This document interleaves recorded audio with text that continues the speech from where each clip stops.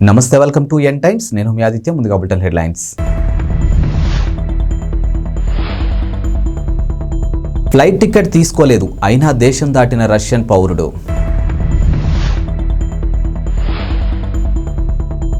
Rayadurgam Shamshabad metro project నిలిపివేతకు CM Revanth Reddy ఆదేశం.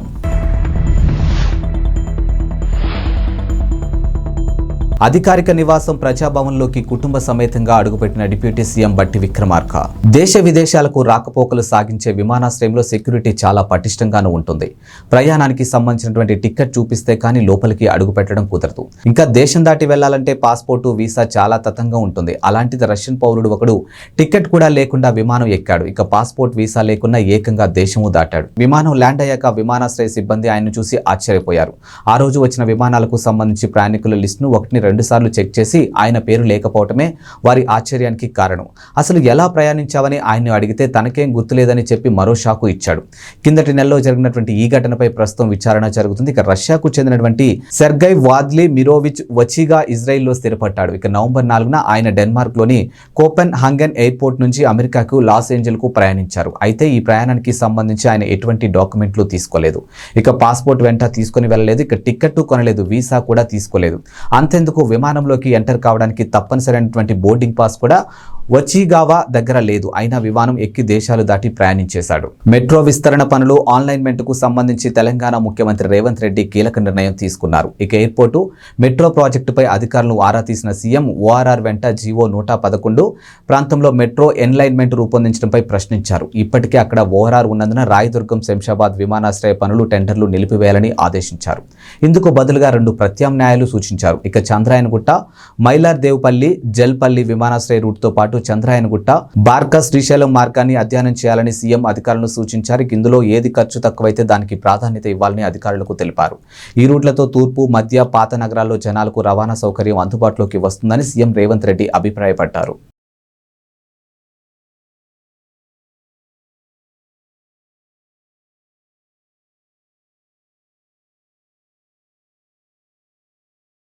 తెలంగాణ ఉప ముఖ్యమంత్రి, ఆర్థిక విద్యుత్ శాఖ మంత్రి మల్లు బట్టి విక్రమార్క కుటుంబ సమేతంగా అధికారిక నివాసం మహాత్మా జ్యోతిబావు పులే ప్రజాభవన్లోకి అడుగుపెట్టాడు. ఇక ఇందుకు సంబంధించినటువంటి గురువారం తెల్లవారుజామున ప్రత్యేక పూజలు నిర్వహించారు. అక్కడే ఉన్న మైసమ్మ దేవాలయంలో పూజలు నిర్వహించారు. ఆ తర్వాత తన కార్యాలయంలో బాధ్యతలు చేపట్టేందుకు సచివాలయానికి వెళ్లారు. కాగా పూజా కార్యక్రమాలకు సంబంధించినటువంటి ఫోటోలను బట్టి విక్రమార్క సోషల్ మీడియా వేదికగా పంచుకున్నారు. పూజా కార్యక్రమంలో బట్టి భార్య, ఇతర కుటుంబ సభ్యులు, ఆయన అనుచరులు, కాంగ్రెస్ నేతలు పెద్ద సంఖ్యలోనూ పాల్గొన్నారు. కాగా బీఆర్ఎస్ ప్రభుత్వంలో సీఎం అధికారిక నివాసంగా ప్రజాభవన్ ఉండేదని, అయితే సీఎం నివాసాన్ని వేరే ప్రాంతానికి మార్చాలని కాంగ్రెస్ ప్రభుత్వం యోచిస్తోంది. అందుకే డిప్యూటీ సీఎం బట్టి విక్రమార్క అధికారిక నివాసంగా ప్రజాభవన్ను కేటాయించిందని, అందుకే గురువారం తెల్లవారుజామున ఆయన కుటుంబ సమేతంగా అడుగుపెట్టారు.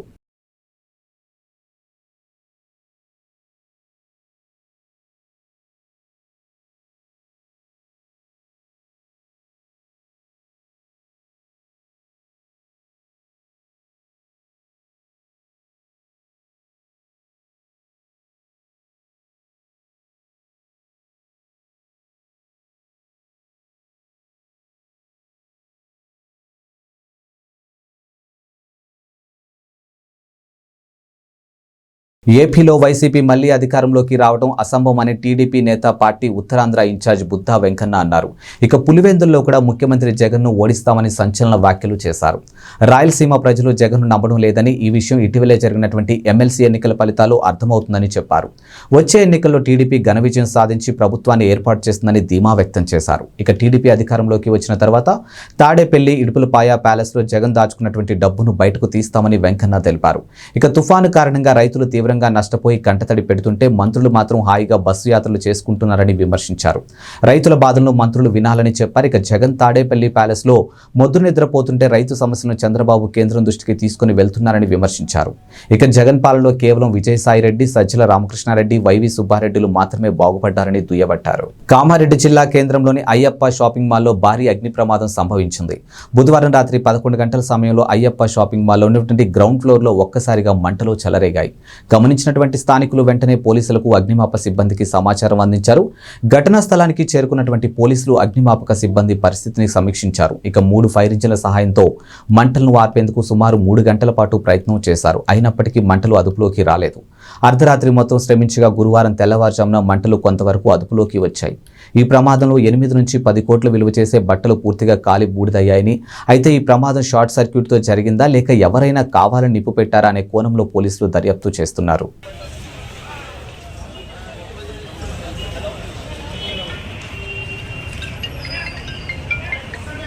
హలో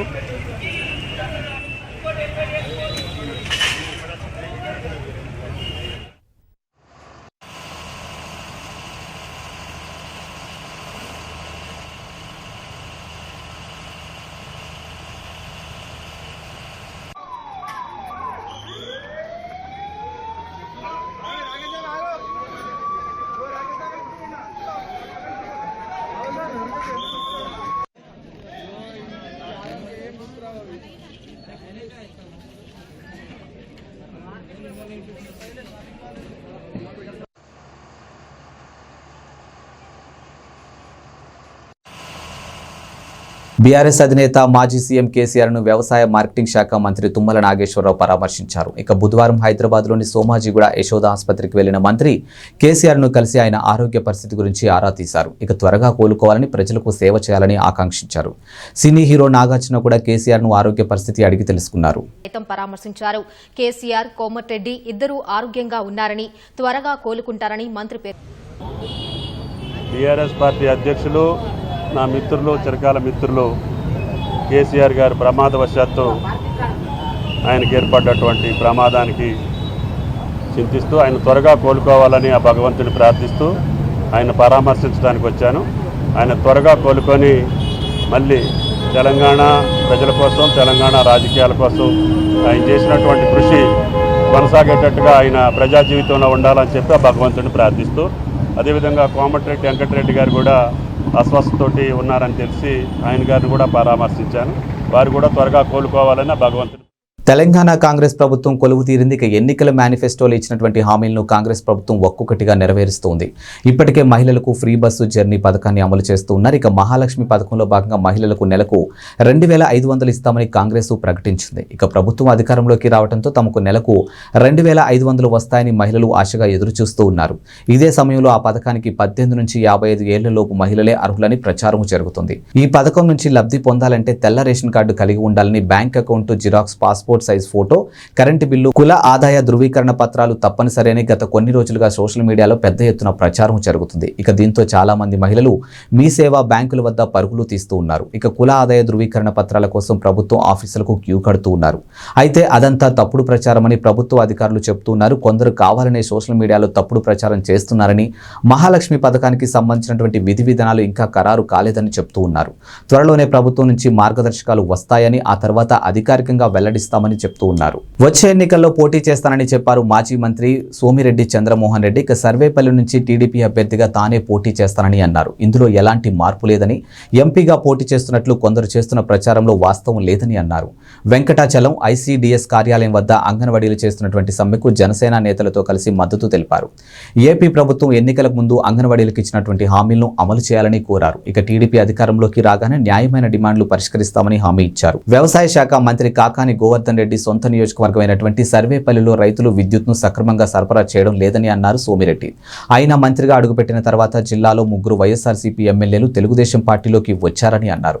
ఇప్పుడు మంగళగిరి ఎమ్మెల్యే గాజువాక ఇన్ఛార్జ్ కూడా వైఎస్ఆర్సీపీలోకి దూరం అవుతున్నారని అన్నారు. ఈసారి వైఎస్ఆర్సీపీ తరఫున పోటీ చేసేందుకు అభ్యర్థులు ఉండరంటూ ఎద్దేవా చేశారు. ఏపీలో స్మగ్లింగ్ గ్యాంగులు రెచ్చిపోతూ ఉన్నాయి. ఇక పోలీసులు కళ్లు గప్పేందుకు సరికొత్త మార్గాలు ఎంచుకుంటూ ఉన్నారు. తాజాగా ఓ కంటైనర్లో గంజాయి దాచిపెట్టి తరలిస్తుండగా శ్రీ సత్యసాయి జిల్లా చిలమత్తూరు మండలం కోడికొండ చెక్పోస్ట్ దగ్గర పోలీసులు స్వాధీనం చేసుకున్నారు. కంటైనర్ లోపల ప్రత్యేకంగా ఓ అరణు ఏర్పాటు చేసి అందులో గంజాయిని ఉంచి బెంగళూరుకు రవాణా చేస్తుండగా పోలీసులు ఆపి తనిఖీలు చేశారు. ఇక దాదాపు 500 కిలోల గంజాయి ప్యాకెట్లు గుర్తించి స్వాధీనం చేసుకున్నారు పోలీసులు. ఇక పోలీసులకు పట్టుబడిన గంజాయి కంటైనర్ విశాఖపట్నం ఏజెన్సీ ప్రాంతం నుంచి విజయవాడ, కడప మీదుగా బెంగళూరుకు తీసుకుని వెళ్తున్నట్లు గుర్తించారు. పోలీసులు మాత్రం హైదరాబాద్ నుంచి బెంగళూరుకు వెళ్తున్నట్లు చెబుతున్నారు. ఇక పట్టుబడిన డ్రైవర్, క్లీనర్ కు సంబంధించిన వివరాలు వెల్లడించలేదు. ఇక గంజాయి విలువ బెంగళూరు ప్రాంతంలో సుమారు 5 కోట్ల కోట్లు ఉంటుందని చెప్తూ ఉన్నారు. ఇక న్యూ ఇయర్ వేడుకల కోసం భారీ స్థాయిలో గంజాయిని రాష్ట్రం దాటిస్తున్నట్లు చెప్పుకొచ్చారు. ఈ ముఠాలోని సభ్యులు మధ్య విభేదాలు కారణంగానే కంటైనర్ వస్తున్నట్లు సమాచారం పోలీసులకు అందినట్లు ప్రచారం జరుగుతుంది. ఇక కంటైనర్లో గంజాయి రవాణా వెనుక కొందరి పాత్ర ఉన్నట్లు అనుమానాలు వ్యక్తమవుతూ ఉన్నాయి. ఇవి ఇవాల్టి బులెటిన్ అప్డేట్స్. మరో బులెటిన్తో మళ్ళీ కలుద్దాం. అంతవరకు సెలవు. నమస్కారం.